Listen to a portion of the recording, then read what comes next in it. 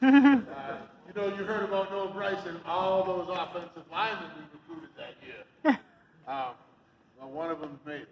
This ain't an offensive lineman anymore. But one of them made it to senior night. And that's a testament to who Mason is. He's going to show up every day, just like his folks show up every game since he was a freshman. Yeah. I don't even know how much he was playing, and they were showing up. I think that was why he started to play, because his coach felt bad that they were coming all the way to Texas every week. And I'm like, I better get this guy on the field. And then once we got him on the field, we really couldn't get him off. He earned everything he got. He split time with a couple different players, played about half the game, and he keeps showing up. He keeps doing all the little things and doing all the right things. And it's really a testament to who he is. We don't get, this group doesn't get a lot of statistics.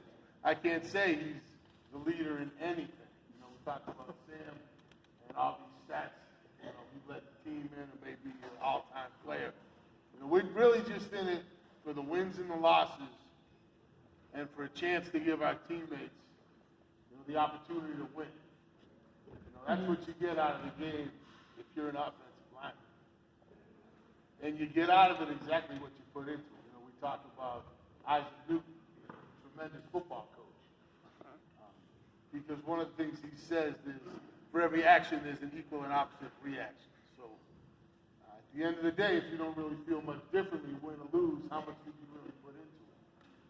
But if at the end of the day, after a win, you're feeling great, at the end of the day, after a loss, you're not feeling that great, it's because of how much you have put into it over the years. And that's Mace. That's Mace.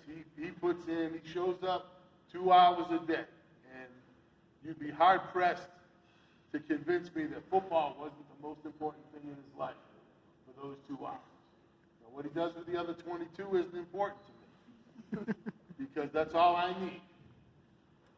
And like I said, I've spent maybe 40 days, 35 days with his parents, 10 to 15 minutes at a time, and I feel like I've known them my whole life. It's just that type of place.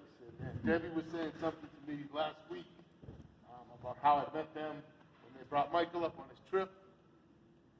And I had told them what the parents group was like. And she was like, it was all true.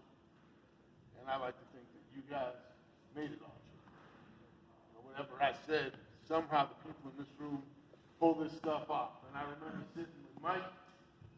Sam was in Coach Bubba's office.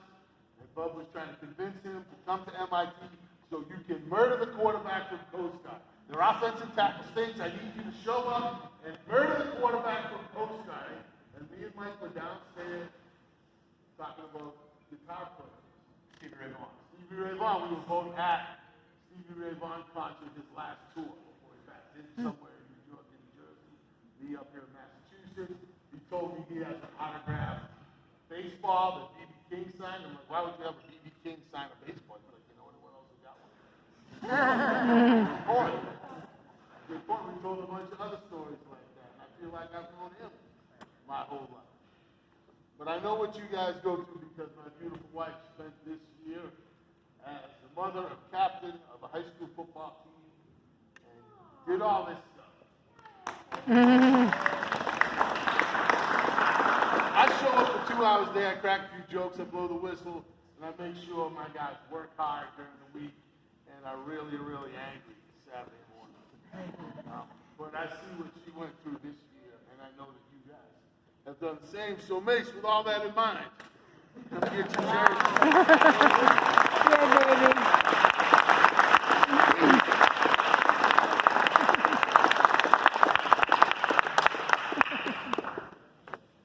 Baby face. Same baby face. That's it. That's it. You want me to wrap it up? I got a long monologue. A lot of material. What time do we have till tonight? What's that? Is it daylight savings? What is that?